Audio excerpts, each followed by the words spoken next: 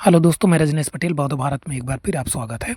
अच्छे होंगे, स्वस्थ होंगे। आज बात वाराणसी में मणिकर्णिका घाट सिर्फ एक ऐसी जगह नहीं है जहां अंतिम संस्कार की चिताएं जलती है, बल्कि इसमें असंख्य अजीब और दिलचस्प बात यह है कि इसके रहस्य को बढ़ाते हैं।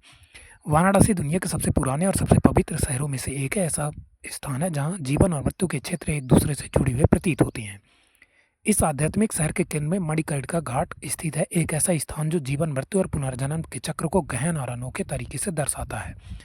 बाबा विश्वनाथ की नगरी काशी के एक अनोखे रहस्यमय बात करेंगे, जिसको देखने, जानने और समझने के लिए देश और दुनिया के हर कोने से लोग आते हैं। काशी एक ऐसा स्थान है जहाँ जलती चिताओं से उठता हुआ धुआं काफी कभी थमने का नाम नहीं लेता। दूर दूर से लोग अपने प्रियजनों के अंतिम संस्कार के लिए काशी लेकर आते हैं। मणिकर्णिका, मणि का अर्थ है कुंडल और कर्णम का अर्थ है कान।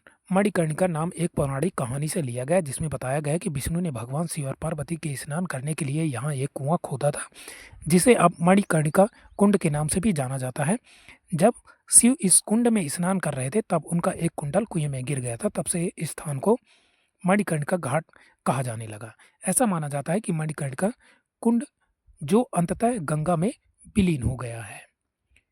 लोगों का यह भी मानना है कि विष्णु ने हजारों वर्षों तक यहाँ भगवान शिव की पूजा की थी और प्रार्थना की थी कि ब्रह्मांड के विनाश के समय भी काशी नष्ट न हो। श्री विष्णु की प्रार्थना से प्रसन्न होकर भगवान शिव अपनी पत्नी पार्वती के साथ काशी आए और भगवान विष्णु की इच्छा पूरी की। तब से यह माना जाता है कि वाराणसी में अंतिम संस्कार करने से मोक्ष की प्राप्ति होती है, अर्थात जीवन और मृत्यु के चक्र से छुटकारा मिल जाता है।